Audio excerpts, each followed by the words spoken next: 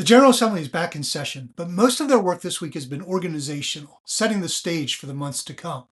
So we're taking this opportunity to highlight the 2025 legislative agenda for the Chamber. You're watching the Advocacy at Work update from the Chamber of Catawba County. I'm Brian Francis, Advocacy Director, and it's February 3rd, 2025. Now, with the General Assembly gearing up for the new session, this is the perfect time to highlight the Chamber's 2025 legislative agenda, which we rolled out during our legislative breakfast a week ago.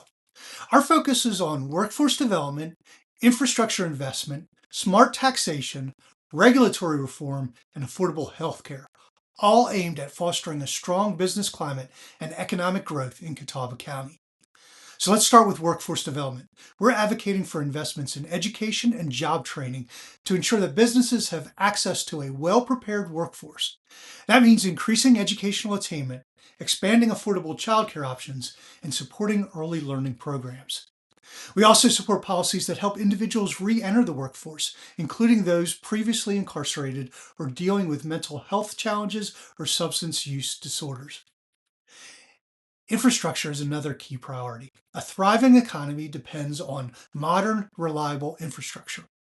We're pushing for state and federal support for transportation, broadband expansion, and water and sewer projects, all essential for our long-term growth.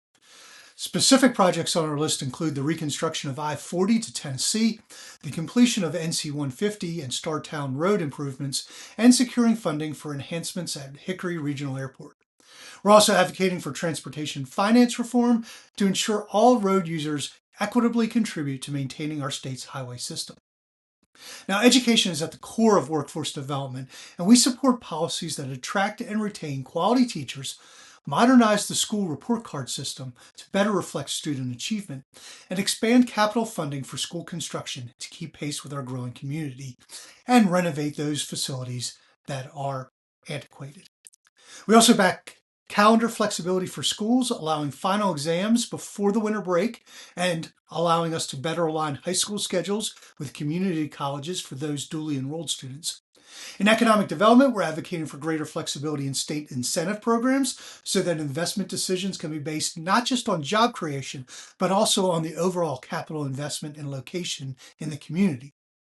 We also support funding for a new state park in Catawba County, which includes the NC Wilderness Gateway Trail, a move that would enhance tourism and economic activity in the region.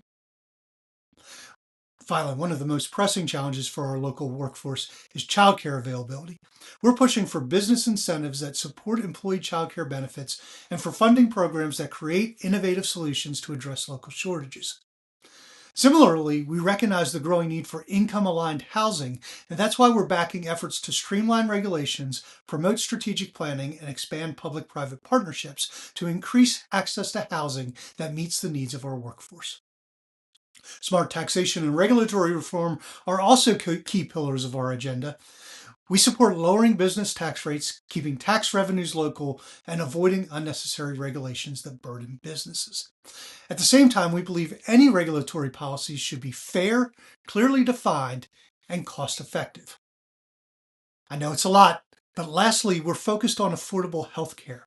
We support policies that make insurance more accessible for small businesses and create new coverage options to help lower costs. At the end of the day, our 2025 legislative agenda is about ensuring Catawba County remains a competitive and attractive place to do business. We'll be tracking these priorities throughout the year and keeping you updated as the General Assembly takes action. That's all for now. I'm Brian Francis, and this is Advocacy at Work from the Chamber of Catawba County.